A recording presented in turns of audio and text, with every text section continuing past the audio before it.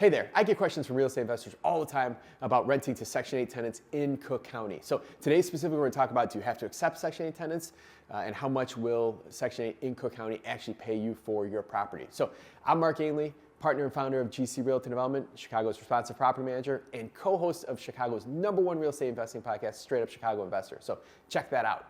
But in my 23 plus year career, we have rented out 5,000 plus units, managed over 6,000 properties, and completed over 60,000 work orders. So if you have questions about Chicago real estate, we can definitely help you. So talking about today's topic is renting to a Section 8 tenant or potentially renting to a Section 8 tenant here in Cook County. So if you don't know this, Section 8 is treated differently the way it's handled is a little different depending what part of Chicago you're in. So Cook County has, what we're talking about today has it, and that's basically suburban Cook County.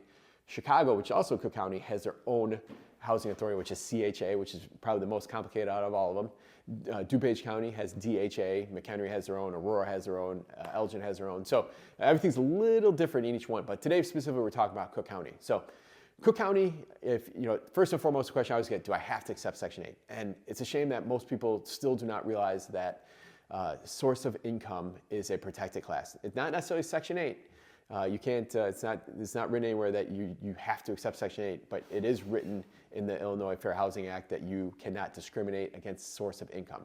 And source of income might not just be Section 8 income. It might be, maybe your religious beliefs don't believe in strippers and their income, you don't want to qualify them. But technically you cannot disqualify based on a source of income, even if their income is something that maybe goes against what you believe. And in this scenario, government housing, subsidized housing, that's the source of income, and that's what you're not able to discriminate. So you do have to treat a Section 8 applicant like you would treat any other market tenant. Now, there's an exception there if the numbers don't make sense. So for example, in Hoffman Estates, which is Cook County, 3-bedroom voucher will pay a max of $2,600.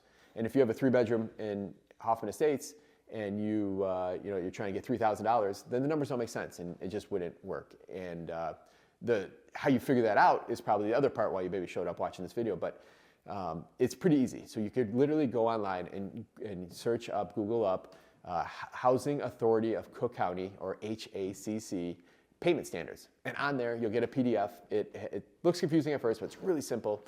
You basically look up your property by zip code, and it gives you a number, and then you look up the bedroom size next to that.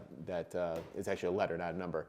And you'll kind of go down the chart and look if it's a studio, if it's a 3-bedroom, if it's a 4-bedroom, and you'll see a number there. Now that number is not the end all be all. So I just gave you the example of Hoffman Estates for a 3-bedroom voucher, they'll pay $2,600. But that $2,600 is only going to get paid to you from Section 8 if you as the owner are paying for all utilities. And let's be honest here. One of the benefits of renting a single-family home is the tenant's responsible for gas, electric, water.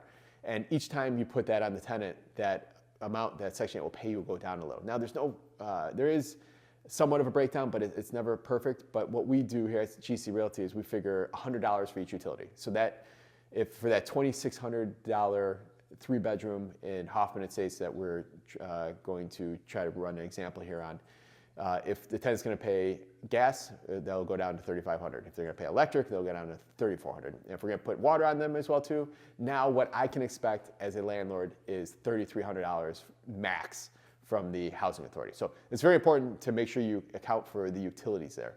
Now, if you're asking for $3,000, it just doesn't make sense at that point. So, but you can look at all this, and Schaumburg, specifically has 3 different zip codes, and the rent can be anywhere between I think $2,680 and $2,900. So, looking at the sheet, this will help you understand. I was looking at a property yesterday in Bellwood, but in Bellwood, a 4-bedroom voucher is only like $2,300 before utilities. So when a lot of people are like, I want to get a Section 8 tenant, but this is probably where you should start.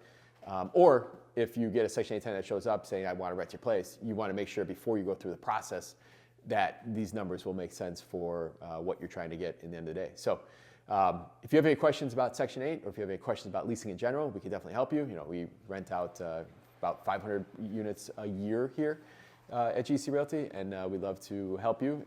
We also do property management and love to help you with that as well long term. So if anything, we'll talk to you soon.